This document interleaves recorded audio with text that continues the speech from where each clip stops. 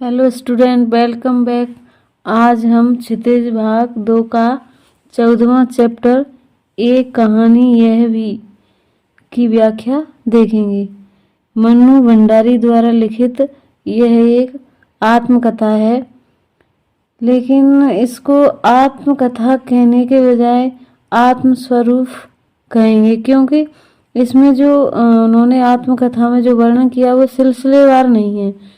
जैसे उन्होंने जहाँ तक जिसका भी वर्णन किया है वो एक स्टेप बाय स्टेप नहीं किया है, कहीं का कुछ भी, कहीं का या कुछ शुरू का कुछ लास्ट का, ऐसे करके उन्होंने इसमें वर्णन किया। इसलिए हम इसे आत्मकथा न कह करके आत्मकथा स्वरूप कहेंगे। पहले उनका जीवन परिचय देखते हैं। मन्नू भंडारी जी का जन्म 1931 में गांव भानपुरा, जिला मंदसौर, एमपी में होता है।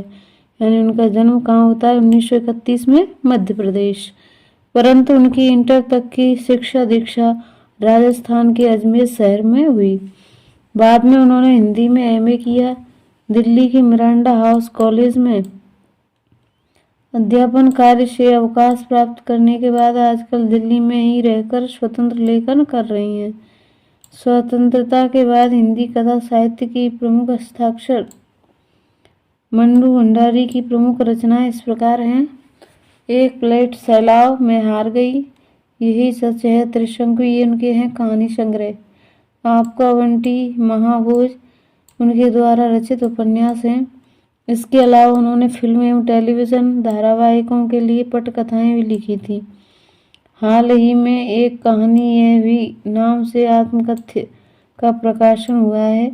उनकी साहित्यिक उपलब्धियों के लिए हिंदी अकादमी के शिखर सम्मान सहित उन्हें अनेक पुरस्कार प्राप्त हो चुके हैं, जिसमें भारतीय भाषा परिषद, कोलकाता राजस्थान संगीत नाटक अकादमी, उत्तर प्रदेश हिंदी संस्थान के पुरस्कार शामिल हैं।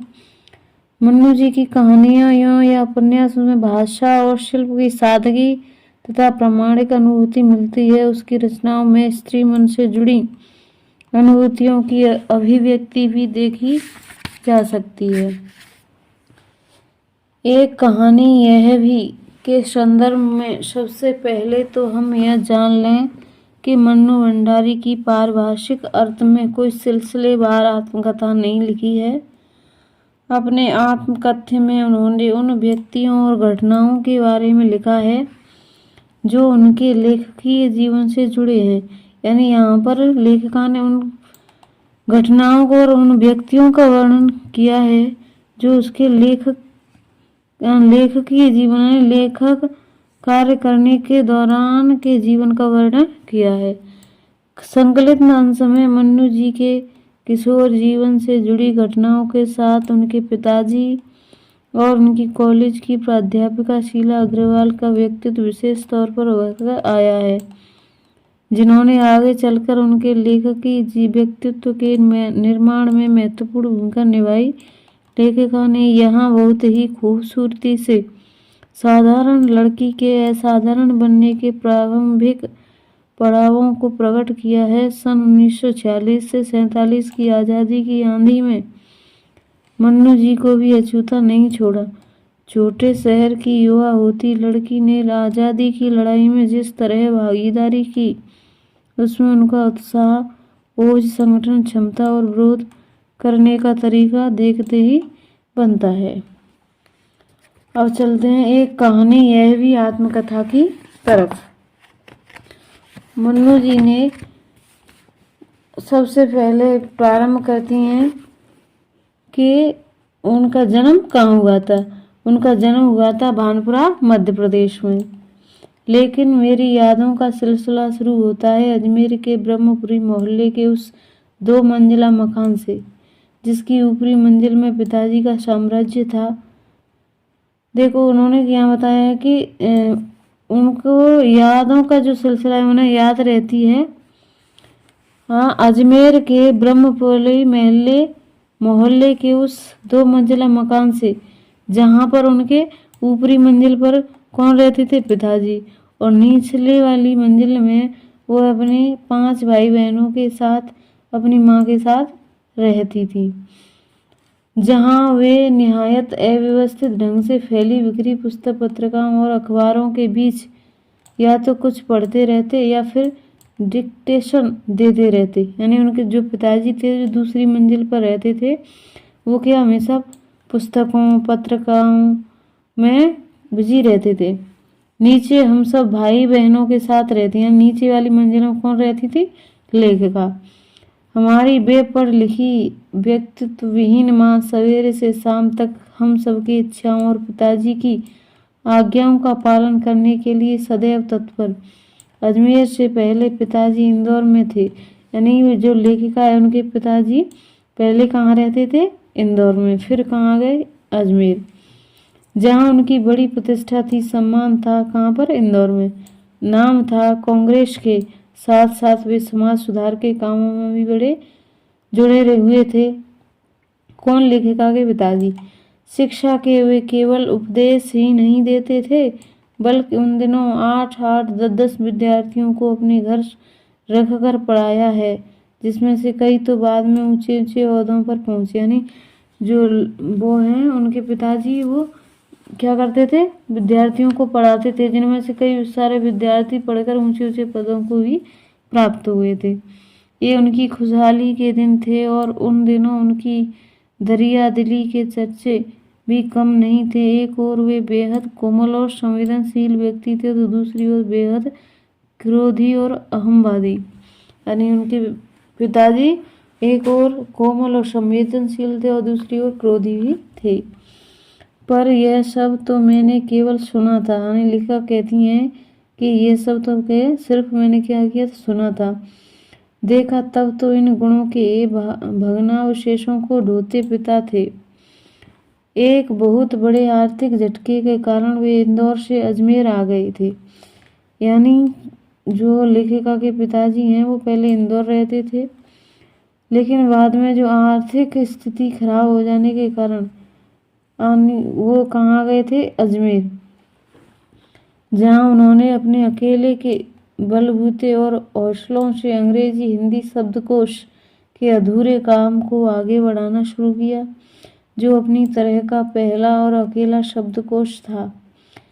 इसमें उन्हें यश और प्रतिष्ठा तो बहुत दी, पर अर्थ नहीं, और शायद गिरती आर्थिक स्थिति ने ही उनके व्यक्तित्व के सकारात्मक पहलुओं को निचोड़ना शुरू कर दिया। सिकुड़ती आर्थिक स्थिति के कारण और अधिक विस्फारिता उनका अहम उन्हें इस बात तक की अनुमति नहीं देता था कि वे कम से कम अपने बच्चों को तो अपनी आर्थिक व्यवस्थाओं का भागीदार बनाएं। नवाबी आदतें, अधूरी आकांक्षाओं, हमेशा शीर्ष पर रहने के बाद हाशिए पर सरकते जाने की यातना क्रोध बनकर हमेशा माँ को कपाती थरथराती रहती। अपनों के हाथों विश्वासघात की जाने कैसी गहरी चोटें होंगी वे जिन्हें आंखें मूंदकर सबका विश्वास करने सकने वाले पिता को बाद के दिनों में इतना शक्की बना दिया कि जब तब हम लोग भी उनको चपेट में आते ही रहते। यानी उनके पिताजी को किसी नज़दीकी से धोखा मिलने के कारण वे पहले इंदौर से अजमेर आए। फिर उनके बाद में उनके जो व्यवहार था उसमें काफ़ी चेंज आता गया। पर यह पितृगाथा मैं इसलिए नहीं गा रही थी कि मुझे उनका गौरव गान करना है। यानी लेखिका कहती हैं कि मैं अपने पिताजी के बारे में इसलिए नहीं बता रही कि मैं उनका गौरव गान करना है, बल्कि मैं तो यह देखना चाहती हूँ कि उनके व्यक्तित्व की कौन सी खूबी और खामियां मेरे व्यक्तित्व के ताने बाने में गुथी हुई हैं।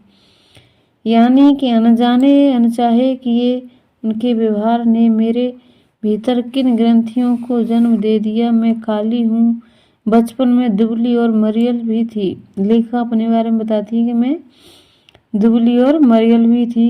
गोरा रंग पिताजी की भी कमजोरी थी, सो बचपन में मुझसे 2 साल बड़ी खूब गोरी, स्वस्थ और हंसमुख बहन सुशीला से हर बात में तुलना और फिर उसकी प्रशंसा ने ही क्या मेरे भीतर ऐसे गहरे हीन भाव की ग्रंथि पैदा नहीं कर दी कि नाम सम्मान प्रतिष्ठा पाने के बावजूद आज तक मैं उससे उबर नहीं पाई। यानी जो लेखिका है वो कैसी थी, दुबली पतली और सांवली। उनकी बहन थी गोरी चिट्टी। और तो इस बात पर उनके पिताजी हमेशा उनकी क्या करते थे, उनसे तुलना करते हुए उनकी बहन सुशीला की प्रशंसा करते थे। इस बात से लेखिका आज तक उबर नहीं पाई हैं। आज भी परिचय करवाते समय जब कोई कुछ विशेषता लगाकर मेरी लेखकीय उपलब्धियों का जिक्र करने लगता है तो मैं संकोच से सिमट ही नहीं जाती बल्कि गड़ने गड़ने को हो जाती हूँ। शायद अचेतन की किसी परत के नीचे दबी इसी हीन भावना के चलते मैं अपनी किसी भी उपलब्धि पर भरोसा नहीं कर पाती।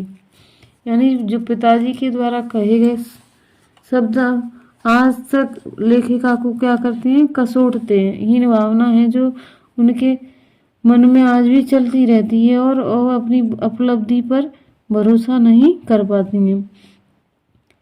सब कुछ मुझे तुक्का ही लगता है। पिताजी के जिस शक्की स्वभाव पर मैं कभी बनना जाती थी, आज एकाएक अपने खंडित विश्वासों की व्यथा के नीचे मुझे उनके शक्की स्वभाव की झलक ही दिखाई देती है।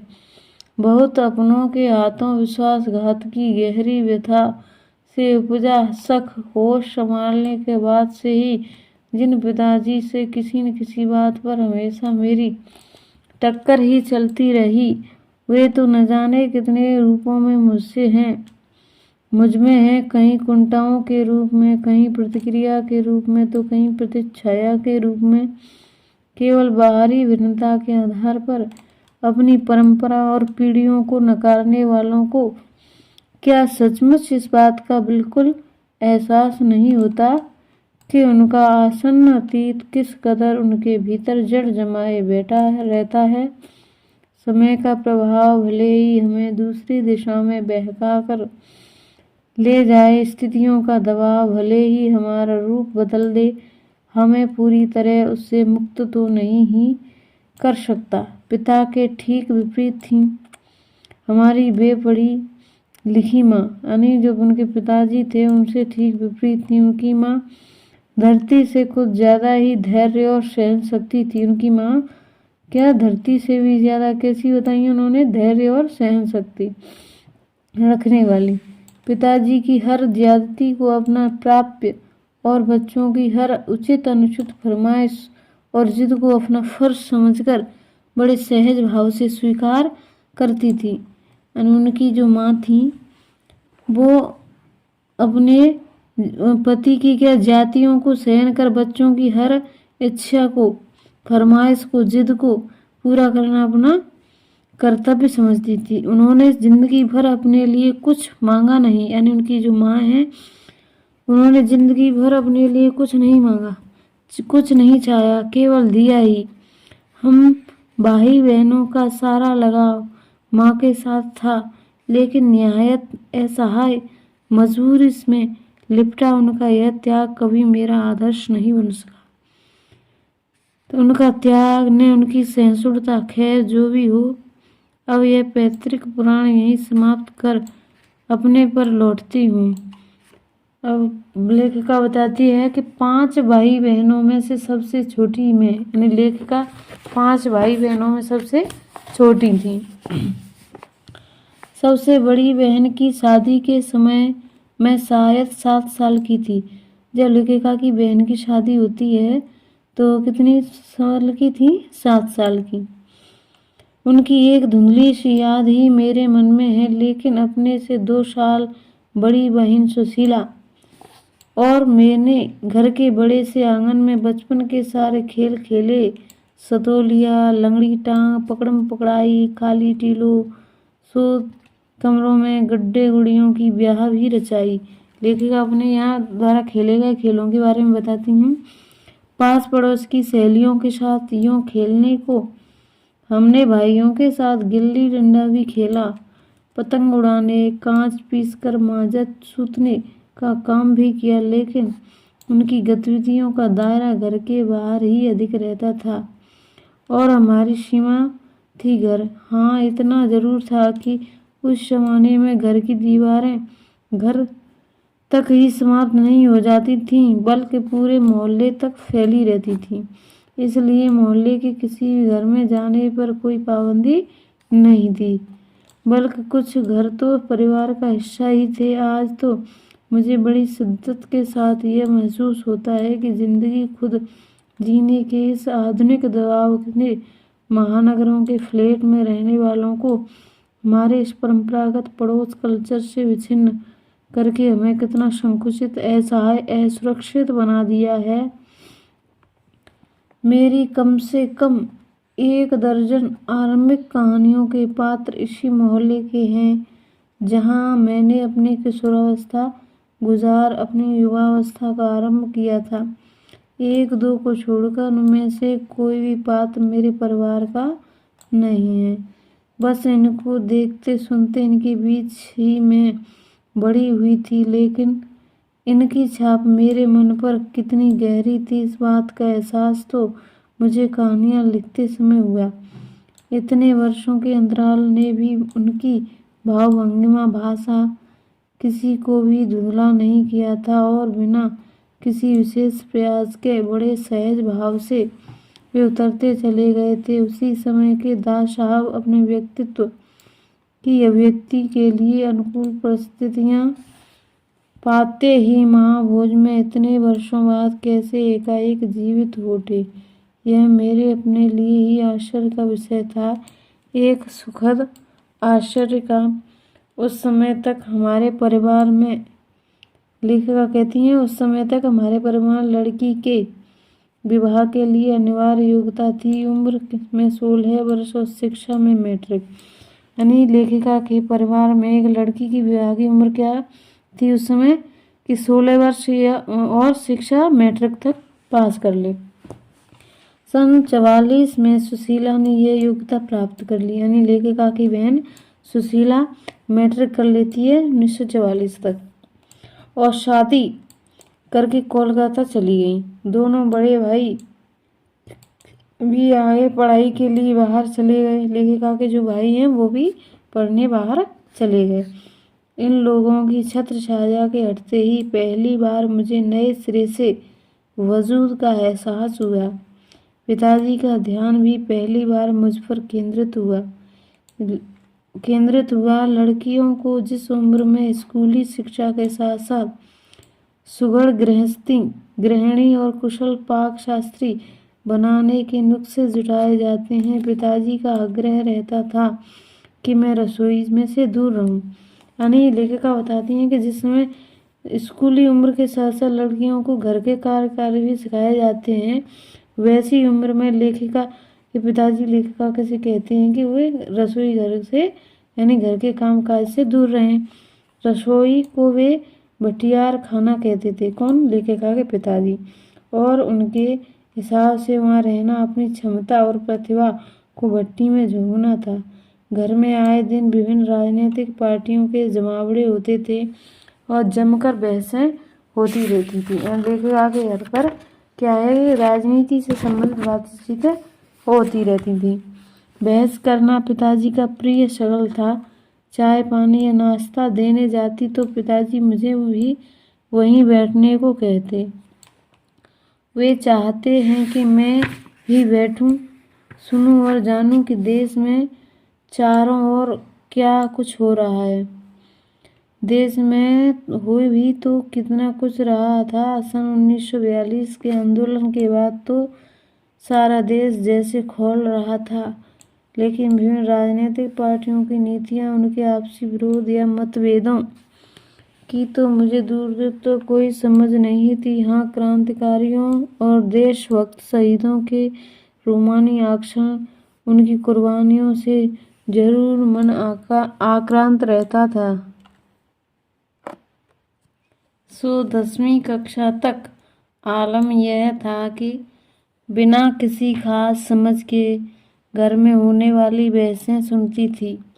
यानी लेखिका जब 10वीं कक्षा में थी तब जो भी घर में बहस वगैरह होती थी उनको ऐसे ही सुनती रहती थी बिना समझ के। बिना लेखक की अहमियत से परिचित हुए किताबें पढ़ती थी। लेकिन 1945 में जैसे ही 10वीं पास करके मैं फर्स्ट ईयर में आई। हिंदी की प्राध्यापिका शीला अग्रवाल से परिचय हुआ। यानी लेखिका ने जैसे ही 10वीं किया तो फिर वो फर्स्ट ईयर 11वीं फर्स्ट ईयर में आई तो वो एक प्राध्यापिका यानी वो टीचर से मिलती है, शीला अग्रवाल से। सावित्री गर्ल्स हाई स्कूल, जहाँ मैंने ककाहरा सीखा, 1 साल पहले ही कॉलेज बना था और वे इसी साल नियुक्त हुई थी। उन्होंने बाकायदा साहित्य की दुनिया में प्रवेश करवाया।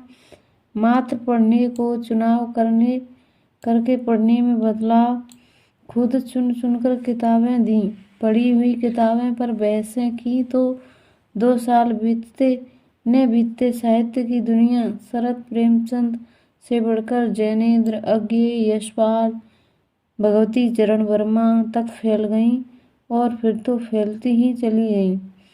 उस समय जैनेन्द्र जी की छोटे छोटे सरल सहज वाक्यों वाली शैली में बहुत आकृष्ट किया था। सुनीता बहुत अच्छा उपन्यास था। अज्ञेय जी का उपन्यास शेखर एक जीवनी पढ़ा जरूर, पर उस समय वह मेरी समझ के सीमित दायरे में समा नहीं पाया। लेखिका वो यहाँ पर क्या है, पहले वो सुनीता उपन्यास पढ़ा उन्होंने, फिर अज्ञेय जी का एक उपन्यास है शेखर एक जीवनी, वो पढ़ा, लेकिन उनकी समझ में उस समय नहीं आया। कुछ सालों के बाद नदी के द्वीप पढ़ा तो उसने मन को इस कदर बांधा कि उसकी झोंक में शेखर को फिर से पड़ गई। इस बार कुछ समझ के साथ। यह शायद मूल्यों के मंथन का युग था। पाप पुण्य, नैतिक अनैतिक, सही गलत की बनी बनाई धारणाओं के आगे प्रश्न चिन्ह ही नहीं लग रहे थे, उन्हें ध्वस्त भी किया जा रहा था। इसी संदर्भ में जैनेन्द्र का त्याग पत्र, भगवती बाबू का चित्रलेखा पढ़ा। शीला अग्रवाल के साथ लंबी लंबी बहसें करते हुए उस उम्र में जितना समझ सकती थी समझा।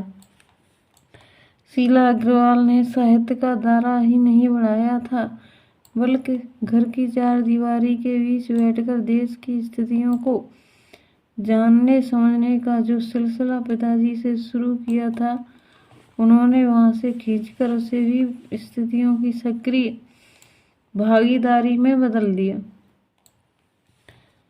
सन 1946-47 के दिन वे स्थितियां, उसमें वैसे भी घर में बैठे रहना संभव था भला। प्रभात फेरियां, हड़तालें, जुलूस, भाषण, हर शहर का चरित्र था। पूरे दमखम और जोश खरोश के साथ इन सब से जुड़ना हर युवा का अनुवाद। मैं भी युवा थी और शीला अग्रवाल की जोशीली बातों ने रगों में बहते खून को लावे में बदल दिया। स्थिति यह हुई कि एक बवंडर शहर में मचा हुआ था। जो लेखिका की टीचर हैं शीला अग्रवाल, उनसे लेखिका काफ़ी प्रभावित है और उनके व्यक्तित्व निर्माण में शीला जी का भी काफ़ी योगदान है। एक बवंडर शहर में मचा हुआ था और एक घर में।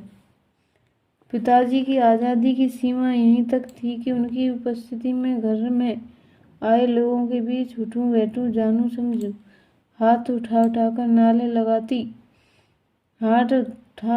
नारे लगाती, हड़तालें करवाती, लड़कों के साथ शहर की सड़कें नापती। लड़की को अपनी सारी आधुनिकता के बावजूद बर्दाश्त करना उनके लिए मुश्किल हो रहा था, तो किसी की दी हुई आज़ादी के दायरे में चलना मेरे लिए, जब रगों में लहू की जगह लावा बहता हो तो सारे निषेध, सारी वर्जनाएं, सारा भय कैसे ध्वस्त हो जाता है, यह तभी जाना। और अपने क्रोध से सबको थरथरा देने वाले पिताजी से टक्कर लेने का जो सिलसिला तब शुरू हुआ जब राजेंद्र से शादी की, तब तक वह चलता ही रहा।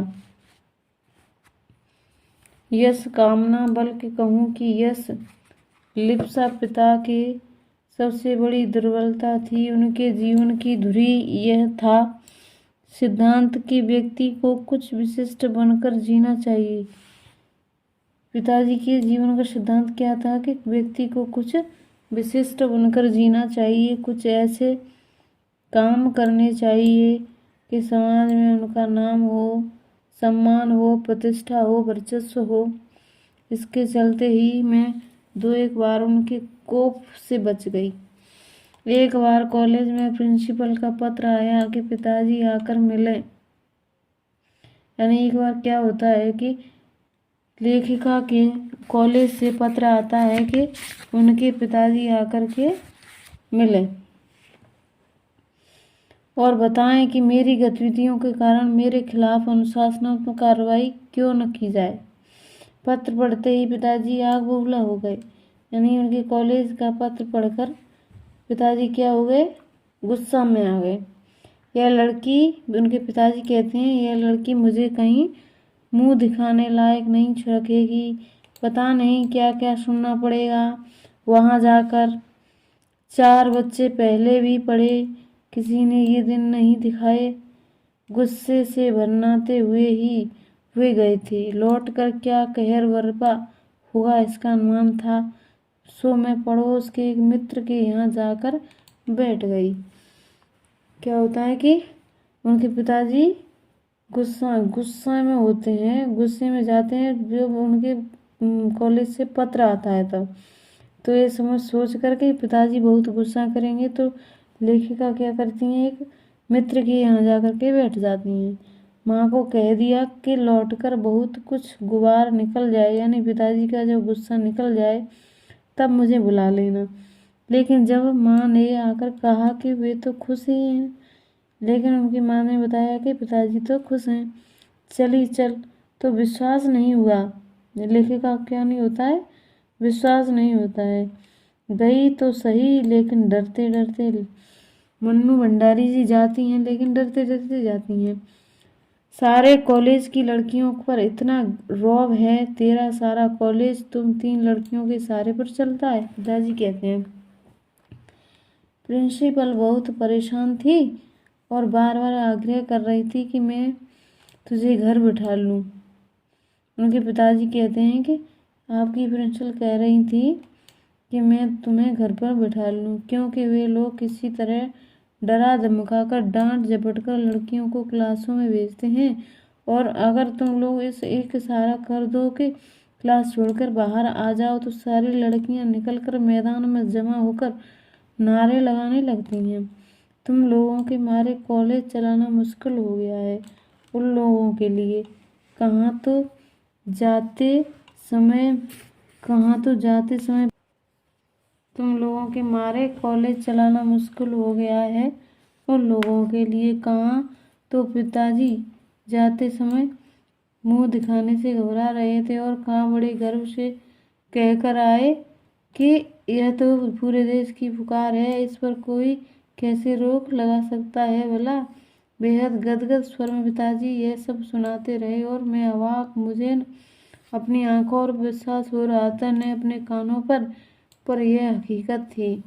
एक घटना और, यानी यहाँ पर देखा एक घटना के बारे में और बताती हैं। आज़ाद हिंद फौज के मुकदमे का सिलसिला था। सभी कॉलेज, स्कूल, दुकानों के हड़ताल का आह्वान था। जो नहीं कर रहे थे, छात्रों का एक बहुत बड़ा समूह वहां जाकर हड़ताल करवा रहा था। शाम को अजमेर का पूरा विद्यार्थी वर्ग चौपड़ पर इकट्ठा हुआ और फिर हुई भाषणबाजी। इस बीच पिताजी एक निहायत दकियानूसी मित्र से घर आकर अच्छी तरह पिताजी की लू उतारी। अरे उस मन्नू की तो मत मारी गई। यानी उसके पिताजी के एक मित्र आते हैं उनके घर और वो कहते हैं कि मन्नू की तो मत मारी गई है, पर भंडारी जी आपको क्या हुआ? ठीक है, आपकी लड़कियों को आज़ादी दी, पर देखते हैं आप जाने कैसे कैसे उल्टे सीधे लड़कों के साथ हड़तालें करवाती, हुड़दंड मचाती फिर रही हैं। वह हमारे आपके घरों की लड़कियों को शोभा नहीं देता ये सब। कोई मान मर्यादा, इज्जत, आबरू का ख्याल भी रह गया है आपको या नहीं? यानी उनके मित्र उनके पिताजी से कहते हैं, वे तो आग लगाकर चले गए। लेखिका कहती हैं कि पिताजी के जो मित्र थे वो तो चले गए, फिर पिताजी सारे दिन भभकते रहे गुस्से में। बस अब यही रह गया है कि लोग घर आकर थू थू करके चले जाएं। बंद करो अब इस मन्नू का घर से बाहर निकलना। इस सबसे बेखबर मैं रात होने पर घर लौटी तो पिताजी ने एकदम बेहद अंतरंग और अभिन्न मित्र ही नहीं, अजमेर के प्रतिष्ठित और सम्मानित डॉक्टर अम्बालाल जी बैठे थे। मुझे देखते ही उन्होंने बड़ी गर्मजोशी से स्वागत किया। आओ आओ मन्नू। मैं तो चौपड़ पर तुम्हारा भाषण सुनते ही सीधा भंडारी जी को बधाई देने चला आया। I am really proud of you. क्या तुम घर में घुसे रहते हो भंडारी जी? घर से निकला करो। You have missed something. और वे धुआंधार तारीफ करने लगे। वे बोलते जा रहे थे। पिताजी के चेहरे का संतोष धीरे धीरे गर्व में बदलता जा रहा था। भीतर जाने पर माँ ने दोपहर के गुस्से वाली बात बताई तो मैंने राहत की सांस ली। आगे पीछे मुड़कर देखती हूँ तो इतना तो समझ में आता ही है, क्या तो उस समय मेरी उम्र थी और क्या मेरा भाषण रहा होगा। यह तो डॉक्टर साहब का स्नेह था जो उनके मुंह से प्रशंसा बनकर बह रहा था। या यह भी हो सकता है कि आज से 50 साल पहले अजमेर जैसे शहर में चारों ओर से उमड़ती भीड़ के बीच एक लड़की का बिना किसी संकोच और झिझक की यूं धुआंधार बोलते चले जाना ही इसके मूल में रहा हो। पर पिताजी कितनी तरह के अंतर्विरोधों के बीच जीते थे वे। एक और विशिष्ट बनने और बनाने की प्रबल लालसा, तो दूसरी ओर अपनी सामाजिक छवि की प्रति भी उतनी ही सजगता। पर क्या यह संभव है? क्या पिता जी को इस बात का बिल्कुल भी एहसास नहीं था कि दोनों के तो रास्ता ही टकराता है, दोनों का रास्ता ही टकराता है।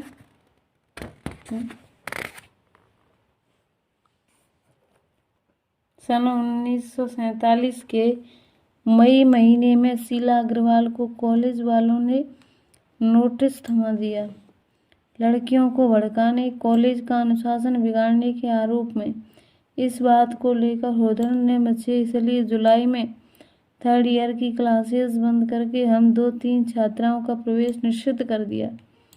हुड़दंग तो बाहर रहकर भी इतना मचाया कि कॉलेज वालों को अगस्त में आखिर 3rd ईयर खोलना पड़ा। जीत की खुशी पर सामने खड़ी बहुत बड़ी चिर प्रतीक्षित खुशी के सामने यह खुशी बिला गई। शताब्दी की सबसे बड़ी उपलब्धि 15 अगस्त 1947 यानी हमारी आज़ादी।